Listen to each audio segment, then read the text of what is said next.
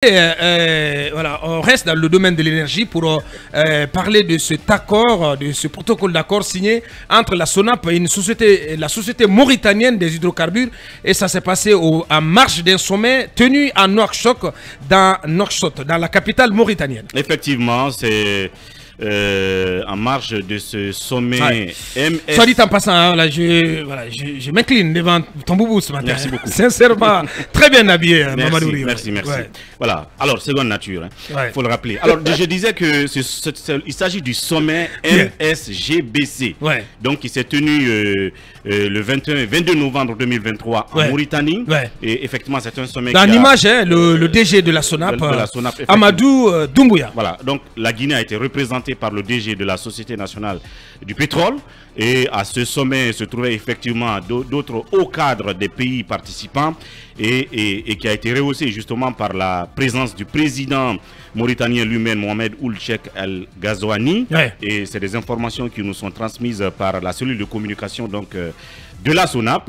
Et il faut rappeler... Dirigé par notre ami Sidimé. Effectivement. De main d'expert. En adjoint, en position d'adjoint, bien sûr. Ah oui, en position d'adjoint. Et donc, le sommet MSGB, c'est quoi? Il s'agit justement de la Mauritanie, du Sénégal, de la Gambie, de la Guinée-Bissau et de la Guinée-Conakry. Donc, les gens se demanderaient qu'est-ce que ça veut dire MSGBC.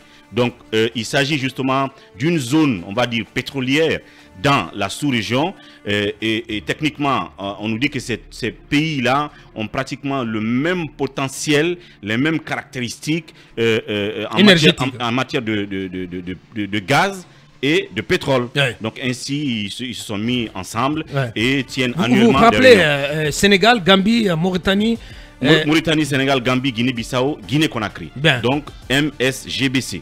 Donc c'est sommet réuni. Donc sur les 5, 3 qui n'ont pas encore découvert ni le gaz ni le pétrole. La Gambie, la Guinée-Bissau et la Guinée. Absolument. Mais qui ont du potentiel et qui ont les mêmes caractéristiques que d'autres qui en ont déjà découvert, comme la Mauritanie par exemple, comme le Sénégal aussi, qui est très avancé, notamment sur vers l'exploitation. Le volet gaz principalement. Donc c'est un grand sommet. On nous rappelle que la première et la deuxième édition ont été tenues au Sénégal. Et donc c'est la première fois que la Mauritanie abrite justement ce sommet. Donc il s'agit de parler de tout le potentiel que regorgent ces pays en matière de pétrole, de gaz et autres. Et comment est-ce qu'ils peuvent faire pour justement ces différents pays valoriser ces potentiels. Et donc c'est en marge de ce sommet effectivement que le DG de la SONAP n'est-ce pas, a signé une collaboration entre justement la SONAP et la Société mauritanienne des hydrocarbures qui, elle, historiquement, selon les infos qu'on a, est la première société nationale de pétrole dans la sous-région, avec plus de 40 ans d'existence et qui a donc dans son portefeuille d'importantes découvertes gazières. Donc il y a de quoi avoir ce partenariat avec... En quoi consistera-t-elle, Mamadou Rio? Évidemment, comme je l'ai dit, en termes d'expérience, il y aura ces échanges d'expérience, de partage d'infos, d'expérience, sans doute pour permettre aussi à la SONAP de... et peut-être, pourquoi pas, de mutualisation des efforts. Parce que la SONAP est à fond sur les questions de recherche, pour que finalement nous découvrions ce pétrole-là. Vous vous rappelez à l'époque de Jean-Marie Doré, lui aussi c'est l'un des rares premiers ministres qui a été très à fond sur la question de pétrole, avec, je me rappelle, Hyperdynamique, qui s'est arrêté tout d'un coup. Donc la SONAP est dans cette dynamique. Il faut qu'on découvre ce potentiel pétrolier, qu'on commence à l'utiliser, à en bénéficier. Pour que nous... Mais la question, Mamadou Rio, c'est la question du financement, de la recherche. Parce que c'est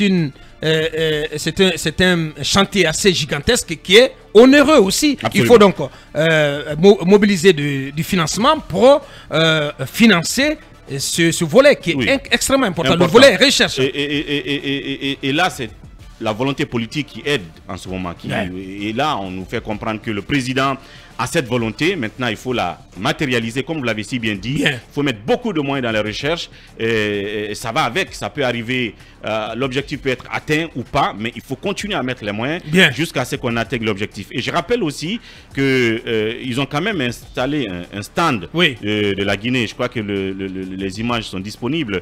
Le stand, notre stand qui a été visité notamment par le président mauritanien lui-même, où toutes les données concernant la Guinée en matière de recherche, en matière de potentiel pétrolier et gazier, donc ont été exposés pour tous les visiteurs donc, du stand. Beaucoup d'efforts quand même ont été fournis. Je pense qu'à l'avenir, on va prendre un technicien, la SONAP, qui viendra davantage nous en expliquer. C'est quand même à féliciter, à remarquer assez positivement. Bien dit, Mamadou Ouri. Et c'est bientôt les vacances, ce film.